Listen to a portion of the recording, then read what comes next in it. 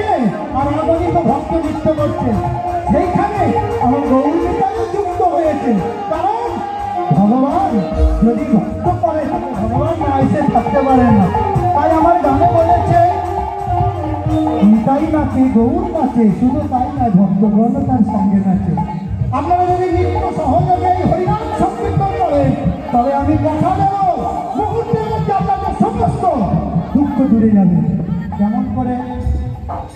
যদি আপনি আমাকে প্রশ্ন করেন, এর আগে বলেছি না দুর্বাক্য তুললে দ্রৌপদী উদ্ধার হয়ে গেছে, পাষাণ অহল্যা উদ্ধার হয়ে গেছে, আর আপনারা কতটুকু পাপ করেছেন? হ্যাঁ,